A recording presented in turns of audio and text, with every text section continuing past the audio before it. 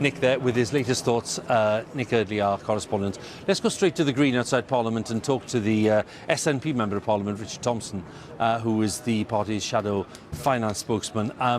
Richard, thanks very much for joining us. We heard from the First Minister, Nicola Sturgeon, earlier, talking about, the chaos, as she called it, in Downing Street and at Westminster, but that ultimately the Conservative Party's attitude to Scotland and the ambitions of the Scottish Government for independence and a new referendum, that, she said, would not change. Now, do you think that is true, regardless of, the range of characters who could be in line to succeed Boris Johnson?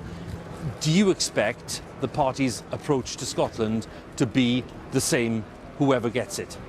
Well, I think we have to remember that whoever replaces Boris Johnson as a Conservative Prime Minister will still be a Conservative with the same instincts and will still be of the Conservative Party that was happy until the last 24 hours to see Boris Johnson in office. So I don't expect a significant change in attitude from the Conservatives. And the one change in attitude I hope that there might be with a new leader and the chance to reset relationships is to look afresh at the request which came from First Minister Nicola Sturgeon for what's known as a Section 30 order in order to establish a mutually agreed way forward between Edinburgh and London on holding a lawful independence referendum. But it's certainly in terms of the desire to put the question again in Scotland that we had in 2014 in light of all that we've experienced and the changed circumstances since Brexit, that remains unchanged, and it's a case which the merits of it stand regardless as to who occupies number 10 Downing Street. What are your thoughts on the Prime Minister's plans to stay in power until probably, the first week maybe of October in the party conference season, until there's a new Conservative leader in place? So resigning as Conservative leader but hanging on as Prime Minister until then, because he says, well, at least his supporters say, it's all about the functioning of government, it's all about continuity and all the rest of it. What is the SNP's approach to that? Well, it's quite incredible, isn't it? I mean, what the Prime Minister's been dragged kicking and screaming towards acknowledging at least some of the political reality of the situation he'd faced, that he'd not only lost the backbenchers, but he'd also lost the confidence of the ministerial payroll vote. But I don't think that the position that he has sketched out is tenable, and I don't think it can stand. There are major issues facing the UK as a whole and all the constituent parts of it.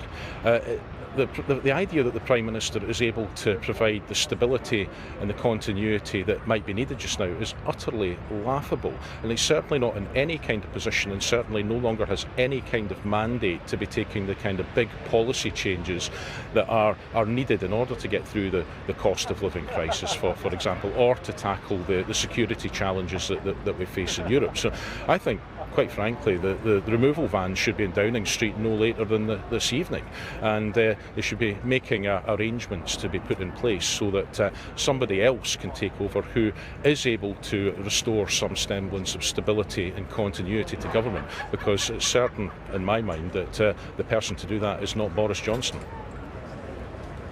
Well, no sign of removal vans, Richard, I've got to say to you, and I'm here with Nick Eardley, and we're keeping an eye out for all kinds of things. And that's, of course, because Boris Johnson doesn't intend to move out quite yet, as you know. One more point, if I may, Richard, this is on policy again. When the Scottish Government is dealing with such big policy issues, including the exchange of views on, a possible referendum. I know there was a formal response to it the other day, and that didn't come as any surprise. But how does it change the dynamics of how the Scottish Government talks to the UK Government, the Westminster Government, at a time like this? Does it function as usual with officials, or does this kind of process of turbulent politics affect all kinds of contacts and decision making? Well, I think it will affect an awful lot of what goes on behind the scenes. I mean, the Scottish Government gets on with the day job irrespective. But in terms of those areas of overlap, I think it's inevitable that that's going to be more difficult, because ministers have changed. They'll be getting to grips with their departments. There's no certainty about how long any of these newly appointed ministers will be in place. There could essentially just be place fillers. And in that atmosphere of of behind-the-scenes chaos, I think it becomes very, very difficult to get the kind of smooth relations that ordinarily for day-to-day matters you might wish. So across a range of things, whether it's internal relationships between the various governments of these islands, or whether it's dealing with some of the issues that we've been left with round about the Northern Ireland Protocol Bill and the course that was being charted by the current UK government on that, I think it took what was already a fairly chaotic situation and just throws it up in the air again. And that, I think, is the least worst outcome that we could have from today. Is we've got a good outcome in terms of Boris Johnson realising the jig is up.